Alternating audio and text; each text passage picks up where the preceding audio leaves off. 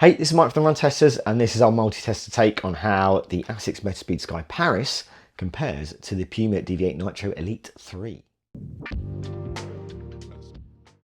So here's the tale of the tape of these two top carbon racers. The Puma Deviate Nitro Elite 3 is the cheaper of the two shoes, though when it comes to weight, the Metaspeed Sky Paris sits lighter on your feet. In terms of drops, it's an 8mm one for the Puma shoe and a 5mm one for Asics, with the Metaspeed offering a little more foam in the forefoot in terms of stack height.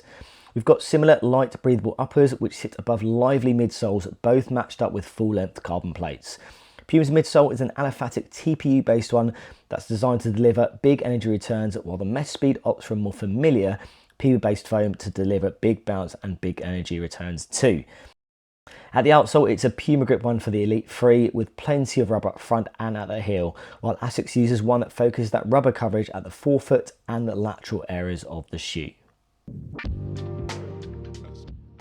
So it comes to the fit of these two shoes. I've got a UK 9 in both, which is a US 10 in both, but they do have slightly different fits. I'd say the Asics is a little bit shorter, which really suits me as someone who is a small UK 9, and sometimes I'm a UK 8.5, whereas I do find the Deviate Nitro 3 a little bit long, so I'd probably look at going a half size down in the Puma if I got it again now, because, like I say, I'm on the fence between those two sizes, and it has quite a long torpedo shape, I find. Otherwise, no concerns at all about the fit of them. Good secure lockdown around the midfoot for fast running and taking turns at speed, and no rubbing or any other issues at the heel of the shoe. The fit for me in these two shoes, the Puma Deviate Nitro Elite 3, I found it to be a very comfortable shoe, but is quite roomy. There's a bit of extra space before my big toe and quite a lot of space around the side of my foot in the forefoot. So I'd probably say that even though I was absolutely fine with it in the running that I've done in it, I've done about 50k in the shoe now, I would say for some people they're probably going to want to size down half a size in this shoe because it's a race shoe.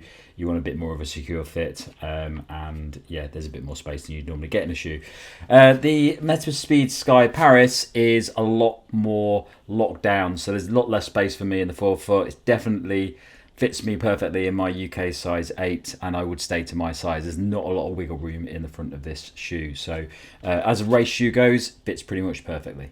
So in terms of fit, I've had both of these shoes in a UK size 8. Now that is my typical running shoe size, and I would say going true to size for me has worked very well. And I've got pretty skinny, narrow feet, so when it comes to fitting into these racing shoes, which generally can be a little bit on the snug fit, I have found them pretty good on both of these shoes. They have got very light, thin, breathable uppers, minimal material, what you'd expect to see from a racing shoe. And I would say in terms of space up front of the toes, I think you are getting, more volume in terms of the toe box on the Metaspeed Sky Paris. I think the Puma Deviate Nitro Elite 3 is a bit longer in comparison. And there may be an argument to say going half a size down, or maybe looking at going half a size down, though I haven't minded it being a little bit longer for me. Ultimately, when you get into kind of midfoot, the lockdown has been very good. You're getting kind of different laces. I think it's a bit more standard on the Puma shoe compared to the ones that you're getting on the Asics Metaspeed Sky Paris. The tongue is a lot skinnier on the Asics shoe as well too. I think I kind of prefer the combination of the lacing and the tongue on the Puma Deviate Nitro Elite 3. It's just a bit more traditional for me, and I think it just offers a more reliable lockdown. It's the more easier shoe of the two to get on as well, I would say as well. I always find the shoe very awkward to get on at the beginning of a races, or if I'm trying to get out and run in the shoe, whereas I think you can slip this on a little bit easier. Heel collars, the padding is very similar, I would say, overall, and I've had no issues in terms of kind of lockdown or any kind of annoying kind of heel rub either. So yeah, for me, going true to size has been fine. There may be an argument to go maybe half size down in the Puma Deviate Nitro Elite 3 if you find it a little bit long, but I think in general the Metaspeed Sky Paris has pretty much fit very well for me, and I think generally going true to size should be okay for most people. So both of these shoes are among the standout new carbon plate running shoes of the year. I've talked a lot about the Asics Metaspeed Sky Paris, and might as well talk about it first. This is my favourite racing shoe. I set my marathon PB of 2:27 in this shoe at the London Marathon. I've also run probably my best half, if not my fastest. Short races as well, a park run PB, and all round I think it's absolutely amazing. It's really lightweight, but still has a nice big slab of bouncy foam underfoot, and it just feels a little bit poppier, and then it gives you a little bit more back than other carbon racing shoes, especially in the forefoot. Even the Metaspeed Edge Paris, which is a shoe we've been testing recently, it's got the same foam in there, but the way it's set up with the Metaspeed Sky Paris, as you push through onto your forefoot, it feels like you just get that little bit more back in a more explosive feeling. And I do think this new foam is really well designed. So it's balanced, it's not really soft and squishy, but there is a little bit of give there, and then it just comes back in spades. All that energy gets returned really well, and yeah, perfect racing shoe for any distance, nice and lightweight. Only concerns potentially are that the heel rubber doesn't extend all the way back, and on my left shoe I've scuffed it up a bit at the back there, and this yellow stuff is flaking off, which some people won't like, but I've done over 100 miles in this shoe now. It still feels as good as ever. I think it's a really amazing shoe. I also think the Puma's a really amazing shoe. Like, it's got a similar feeling foam underfoot, like as in it's a little bit firmer than some of the really squishy stuff out there, like Nike Zoom X or Hoka's Puma foam, and it gives you a lot of energy return, a lot of pop. Just a really nice setup to the shoe as well. I've done a couple of long sessions in this shoe and a 10k race on mixed terrain, and it's really comfortable. It's more comfortable than previous versions of the Deviate Nitro Elite because you've got the extra stack height there. You get a lot of bounce back. It feels like a very fast, efficient shoe all round, but I think it probably doesn't have that little spark I get from the Metaspeed Sky Paris under the forefoot in particular. I just ran in both these shoes at the same time, and it does just feel that little bit more energetic and lively underfoot, the Metaspeed Sky Paris, and they're both very lightweight shoes. The Metaspeed Sky Paris is the lighter one though, and I do think you're getting slightly more back from this foam. I think the Puma is certainly a standout shoe in the market, and it's actually a fair bit cheaper than the Metaspeed Sky Paris in the UK in particular, so that's something to consider, but I think they've got quite similar rise, but you get a little bit more back from the Metaspeed Sky Paris, and it is noticeable, and I think this almost feels a bit more similar to the Metaspeed Edge Paris in that it feels like a really good carbon shoe, whereas to me the Metaspeed Sky Paris feels like a step above other carbon shoes, which is why it's locked in as my favourite, and I've been using it for so many races of late. There are some advantages to the Puma though. You have got a better outsole on the shoe, not only in terms of protection and durability, unless you scrape it off like Tom does with outsoles somehow, but it's also got slightly better grip in the wet because you've got that Puma grip outsole. Like I say, it's a little bit cheaper, and because it's got a slightly firmer feeling and probably a little bit less give underfoot, it might be a little bit more stable than the Asics, although I haven't really had problems with either of these shoes on that front. So yeah, it was a very enjoyable run test in both of these shoes, but every time I pull the Metaspeed Paris on, like whether to just do a little test video like this or to go out and race in it again, it just really reminds me how amazing it is. I'm fairly new to the Metaspeed Sky Paris. I've only been testing it for a couple of weeks now, and I have been really impressed with it so far. I really like the Asics Metaspeed Sky Plus. I thought it was a really enjoyable shoe. I did a few races in that and thought it was really good. But it was never one of my top tier shoes when it came to racing. I never really picked it up as a main option for races. I only used it really in the testing that I was doing to see how it performed in races. The Asics Metaspeed Sky Paris, I've only done one race in this so far, and that went really well. I really enjoyed this shoe. It's definitely a big improvement on the Metaspeed Sky Plus. It just feels a lot bouncier, just feels like there's a lot more to this shoe. I like a lot of cushioning, I like a lot of bounce and energy return. This is definitely a shoe that does that now, and for me, it's a shoe that I would definitely pick up as one of my top choices for race day. I've got a race coming up in 2 days in this shoe, which I'm really looking forward to doing. It's not often that I get to pick a shoe that I really want to wear when I go and race because I've got so many shoes to test, but finally I'm just taking the shoe out because I want to go and race in it, and because it delivers really well. The other shoes that I really like, things like the Alpha Fly 1, the Vaporfly, this is up there now with those shoes. It feels like it's got a very comparable ride to it. It's probably a little bit firmer than those shoes, but not a lot. It's definitely got a nice bit of propulsion, a nice bit of pop off of the plate and the foam, this FF Turbo Plus foam. It's just a really good ratio now and sits up there with the best of the best. And I've enjoyed all the runs that I've done in it. So I'm really hoping to do a few more races in it soon. I've got a half marathon coming up soon, which I'm going to be using this for. And I'd really like to use it for a marathon, maybe when I do Valencia at the end of the year. But yeah, it's a really impressive shoe, and it does a lot. It just does what you want it to do when you're racing. The Puma Deviate Nitro Elite 3, much of the same. It is a fantastic race shoe, and it's really come on a lot in the most recent version. The earlier two versions of the Puma Deviate Nitro Elite I liked, but they weren't quite for me. They didn't have the energy return I like from my race shoes. They didn't have the level of cushioning that I want, and I only really use those shoes for 5Ks or 10Ks, and even then I'd never really pick them over my Alpha Flies or anything like that. This new version is much more like what you could expect from most big race shoes out, so the Alpha Flies and the Vapor Flies. It's got a very similar style of foam. It's a lot bouncier, there's a lot more energy return in it. It's just a much better shoe for running longer distances, and for somebody like me who likes a little bit of extra bounce and midsole foam in their race shoes, this is it now, and it's really up there. Puma's done a great job with this shoe, and it's definitely one of the better race shoes out at the moment, and definitely sits up there as a top contender for most runners now who are looking for a shoe that can take them from 5K racing all the way up to marathon racing. Previous version of the shoe I wouldn't have used for a half marathon or a marathon because they just weren't cushioned enough for me.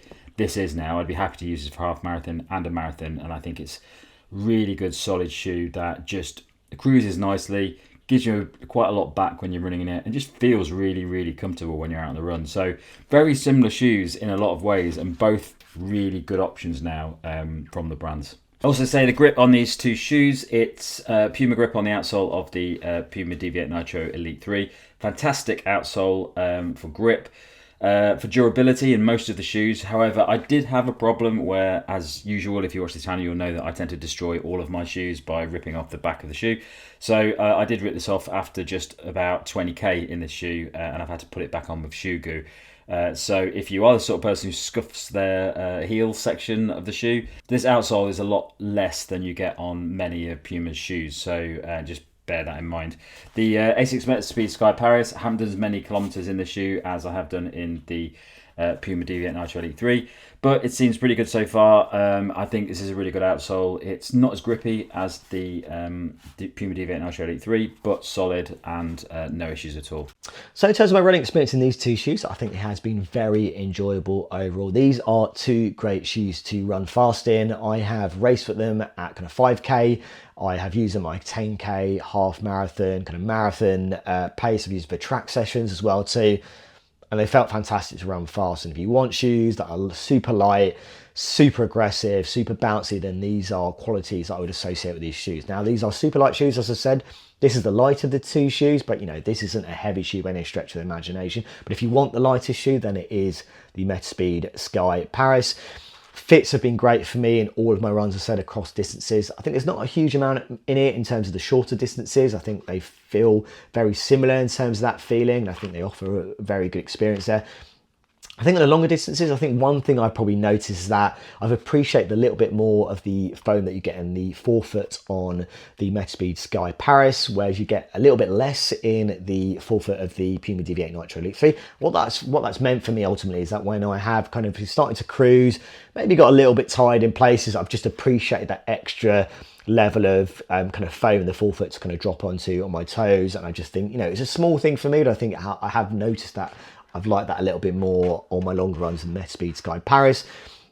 I think another thing to think about here is when you have to ease off, and not everyone's going to be able to kind of always run all out in these shoes or race all out in these shoes. I feel like the Puma is a little bit more accommodating when you have to ease off. It's less stable than the Deviate Nitro Elite 2, but I do think compared to the Metaspeed Sky Paris, I think it's more accommodating, it's slightly easing off. I think obviously things like outsole, both got great outsoles. You know, when I've run and raced in them in kind of, you know, dry conditions, I think wet conditions as well too, they've been absolutely fine. And I've run in rainier, wet conditions in both of these shoes. The gripping has been very good for me. Cornering is great as well too. You know, Asics and I think Puma make some of the best kind of outsoles. In terms of durability, I think you're probably gonna manage to get a bit more out of the Deviate Nitro Elite 3. I would still be saving it for kind of those kind of important kind of race pace runs for racing.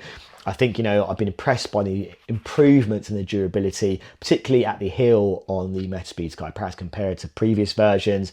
So yeah, these are two standout carbon racing shoes, two super light racing shoes with similar feelings in terms of that ride, in terms of how they perform, I think across distances, across paces as well too. And yeah, I haven't been disappointed in any of the runs I've done in these shoes. And I think that's kind of real testament to the work that I think particularly Asics has done with the Metaspeed Sky Paris and evolving this shoe and this line to what we have here now. And then obviously the Puma Deviate Nitro Elite 3, particularly with the changes that have been made from the Deviate Nitro Elite 2. So it comes to the verdict, I think the Puma's a great shoe, but at the moment for me the Asics Metaspeed Sky Paris is edging everything else out on the market, and it's the one I'd go for. I think it's worth paying the extra for this shoe. It's a really light carbon shoe, it's a really bouncy feeling carbon shoe, just feels so good all round. The setup's perfect for races of any distance. Like I say, I've done fast 5Ks, 10Ks, and my fastest marathon in this shoe. I really don't think there's anything I wouldn't be keen to use it for in terms of fast running. The Puma's still really good. It's excellent value. I think this new foam is really good. The aliphatic TPU they have in their latest carbon plate racing shoes. Be very happy to lace up the Puma and racing it over any distance, but I think the Metaspeed Sky Paris is similar, but just a little bit better, so it's the one I'd pick out of these two myself. So my verdict on these two shoes is a tricky one because they are quite similar in a lot of ways. To be honest, I wouldn't really mind picking up either of these for anything from 5K to marathon probably. I haven't done a marathon in either of these, but I would be happy to pick it up and use either of these for a marathon. So I think it just comes down to the slight better performance of the Metaspeed Sky Paris for me. I just think it feels a little bit more faster. It just feels like there's a little bit more energy return in it, and it just feels a bit more comfortable over longer distance runs. So I'm going to go for the Asics Metaspeed Sky Paris. But there really isn't a lot in it. I think both of these shoes are really comparable now. They're very similar in a lot of ways. I just think there's a little bit more pickup in the Sky Paris, and I think maybe over marathon distance, it's probably going to feel a little bit more comfortable and just a little bit more energy return over the course of that marathon. So when I do Valencia in December, I think I'm probably going to go for the Asics Metaspeed Sky Paris. But if I had to use the Puma Deviate Nitro Elite 3, I wouldn't be annoyed. I'd be very happy to run in this, and I wouldn't have said that about the earlier versions of the shoe. I'd been worried to wear the one or the two versions of the shoe if I was going to do a marathon, because it's just a little bit too firm for me. But now these two shoes sit up there with the best of the best now, and it's going to be a tricky decision when we start picking between which are the best race shoes out there at the moment. So my take on whether you should go for the Asics Metaspeed Sky Paris or the Puma Deviate Nitro Elite 3. Now the way I look at it, these are two fantastic top tier carbon racing shoes. I think if you go for either, I think you're going to get a very good experience. I think you're going to get similar traits in terms of that performance and that experience and the types of runs it's designed for. This is a shoe that I think is probably overall the better shoe. It's obviously more expensive, probably a little bit more harder to get hold of compared to this shoe as well. But I think from kind of 5K up to longer distances, this is a shoe that really does excel for me across all fronts, and just is a very fun shoe to run in. What I would say about the Puma Deviate Nitro Elite 3, it is cheaper, I think, in terms of being, good value at that kind of top tier carbon racing shoe category. I think this is absolutely a good one to look at. I would say that maybe this is a touch more accessible than this shoe, I think, in terms of the fit, in terms of the experience and getting out and running quick in this. And I think there's good qualities in that midsole, a really good strong outsole, and a very good weight overall in this shoe as well too. So me personally, I think this is the best shoe, but I think ultimately if you go for this shoe, I don't think you're going to get a massively inferior experience. I think a lot of people are going to really enjoy running in the Puma Deviate Nitro Elite 3 and probably get more on with this shoe compared to the Metaspeed Sky Paris, but this is definitely the standout one. And if I had a short distance race, a longer one, this is probably the shoe that I'd be going for. Okay, so there you have it. That is our take on how the Asics Metaspeed Sky Paris compares to the Puma Deviate Nitro Elite 3. Now, if you've got any questions about these two shoes, or there are other comparisons you want to see with either of these two shoes, do let us know in the comments.